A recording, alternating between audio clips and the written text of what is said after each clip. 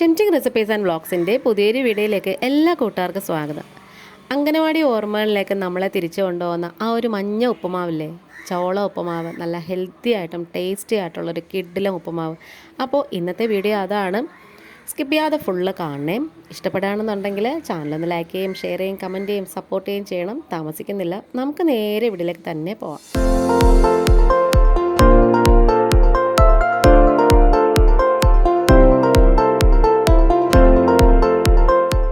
നമുക്ക് ആദ്യം ഒരു കടായോ ഒരു ഇരുമ്പ് കട്ടിയോ വെച്ച് കൊടുത്തിട്ട് ഈ റവയൊക്കെ ഒന്ന് വറുത്തെടുക്കണം.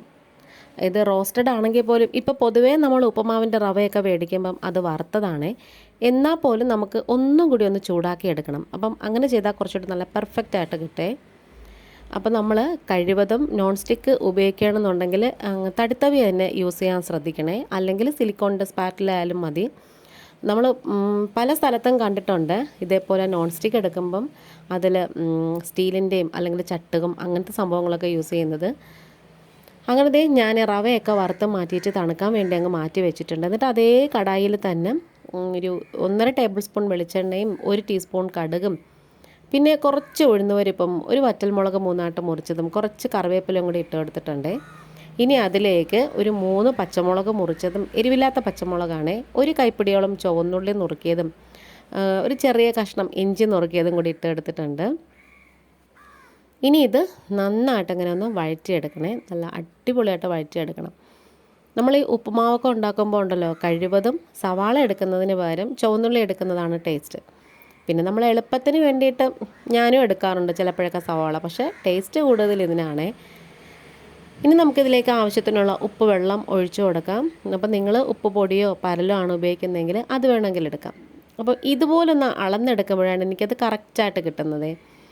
അപ്പോൾ നമ്മളെന്തായാലും അളന്നെടുത്തിട്ടുണ്ട്. ഞങ്ങളിപ്പം 5 പേരുണ്ട്. 5 പേർക്കുള്ള അളവിനെ എടുത്തിട്ട് ബാക്കി ആ ഒരു ചെറിയ കിണ്ണത്തിൻ്റെ കുറച്ചും കൂടെ ഉണ്ടായിരുന്നു കേട്ടോ, ഒരു 1/4 ഭാഗം ഉണ്ടായിരുന്നു. അപ്പോഴത്തേക്കും ഹസ്ബൻഡ് എൻ്റെ അടുത്ത് വന്നിട്ട് പറഞ്ഞു അതായിട്ട് വെച്ചേക്കുന്നതിന് അതും കൂടി അങ്ങിട്ട് കൊടുത്തേക്കാൻ. ഇനി നമുക്കിതിൻ്റെ ടേസ്റ്റ് കൂട്ടാൻ വേണ്ടിയിട്ടുള്ളല്ലോ 1 ടേബിൾ സ്പൂൺ പാൽപ്പൊടിയും കൂടി ചേർത്ത് കൊടുക്കാം. ഇങ്ങനെ ചെയ്താലുണ്ടല്ലോ സൂപ്പർ ടേസ്റ്റ് ആയിരിക്കേ. പാൽപ്പൊടിക്ക് പകരം നിങ്ങൾക്ക് വേണമെങ്കിൽ കുറച്ച് 1 ഗ്ലാസ് പാലൊഴിച്ചിട്ട് ആക്കിയാലും മതി. പക്ഷേ എനിക്കെന്തോ അങ്ങനെ ചെയ്യുന്നതിനേക്കാളും ഇതേപോലെ പാൽപ്പൊടി ഇട്ടപ്പോഴാണ് ടേസ്റ്റ് കുറച്ച് കൂടുതലായിട്ട് തോന്നിയതേ.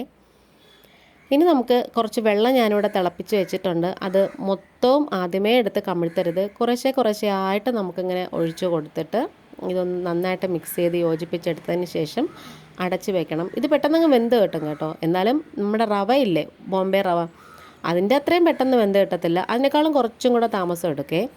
അപ്പോൾ നമ്മുടെ ഈ ചാനലിൽ കുറേ നല്ല റെസിപ്പീസും വ്ളോഗ്സും കാര്യങ്ങളും ഒക്കെ ഇട്ടിട്ടുണ്ട്. അത് താഴോട്ട് നോക്കുമ്പം നിങ്ങൾക്ക് ഇഷ്ടപ്പെടുന്ന ഏതെങ്കിലുമൊക്കെ ഉണ്ടെങ്കിൽ ഒന്ന് കയറി കണ്ട് സപ്പോർട്ട് ചെയ്യണേ.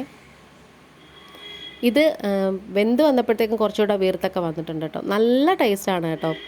അപ്പം ഇതിങ്ങനെ ഞാനത് ചെയ്തുകൊണ്ടിരുന്നപ്പം ഹസ്ബൻഡ് ഇങ്ങനെ എൻ്റെ അടുത്ത് വന്ന് പറഞ്ഞിട്ടുണ്ടായിരുന്നു, പണ്ട് സ്കൂളിൽ പോകുമ്പം ഇതേപോലെ കിട്ടുന്നതും പഴയ കാല ഓർമ്മകളൊക്കെ ഇങ്ങനെ വന്നിട്ടുണ്ടായിരുന്നു കേട്ടോ.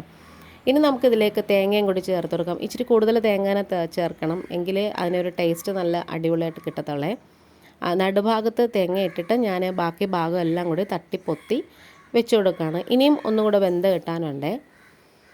നമ്മൾ ഇതിനിടയ്ക്ക് തന്നെ ഞാൻ 2-3 പ്രാവശ്യം വീഡിയോ എടുത്തില്ല എന്നേ ഉള്ളൂ, ഇടയ്ക്കിടയ്ക്ക് ഇളക്കുകയും ഒക്കെ ചെയ്തിട്ടുണ്ടായിരുന്നു. തേങ്ങ ഇട്ടതിന് ശേഷം ഇനിയിപ്പം നമ്മൾ ഇളക്കാൻ പോകുന്നതേ ഉള്ളൂ കേട്ടോ. പതിയെ ഒന്ന് ഇളക്കി കൊടുത്താൽ മതി. നല്ലോണം വെന്തിട്ടുണ്ട് കേട്ടോ, കുഴഞ്ഞൊന്നും പോയിട്ടില്ല. പിന്നെ ആ പാൽപ്പൊടി ചേർത്തിട്ടുണ്ടോണ്ട് നല്ലൊരു മണമൊക്കെ വരുന്നുണ്ട്. നമ്മൾ സാധാരണ ബോംബെ റവ ഉപ്പുമാവ് ഉണ്ടാക്കുമ്പം നെയ്യ് ചേർക്കാറുണ്ട്. പക്ഷേ ഈ ഒരു ഉപ്പുമാവിനും അതുപോലെ തന്നെ നുറുക്ക് ഗോതമ്പ് ഉപ്പുമാവിനും നെയ്യ് ചേർക്കേണ്ട ആവശ്യമില്ല. നമ്മുടെ ഈ ചാനലിൽ ഇതിനു മുമ്പ് നുറുക്ക് ഗോതമ്പ് ഉപ്പുമാവ് കട്ടകെട്ടാതെ ഉണ്ടാക്കുന്നതും അതുപോലെ തന്നെ ഗോതമ്പ് അല്ലാതെ നമ്മുടെ ബോംബെ റവയില്ലേ അതുകൊണ്ടുള്ള ഉപ്പുമാവ് പിന്നെ ഉണ്ടാക്കുന്നതിൻ്റെയൊക്കെ വീഡിയോ ഇട്ടിട്ടുണ്ട്. പിന്നെ അതുപോലെ റവ ഇഡ്ഡലിയുടെ വീഡിയോ എല്ലാം ഇട്ടിട്ടുണ്ട്. ഇത് തംബ്നെയിലിൻ്റെ ഫോട്ടോയും വീഡിയോ ഒക്കെ എടുക്കാൻ വേണ്ടിയിട്ടാണ്. നമ്മുടെ വീഡിയോയും ഏകദേശം വൈൻഡപ്പ് ചെയ്യാറായി. ഇഷ്ടപ്പെട്ട ചാനലൊന്ന് സബ്സ്ക്രൈബ് ചെയ്ത് കൂട്ടുകൂടണേ. ഇന്നിപ്പം ഇത്രയേ ഉള്ളൂ. വീണ്ടും വരാം. Thanks for watching.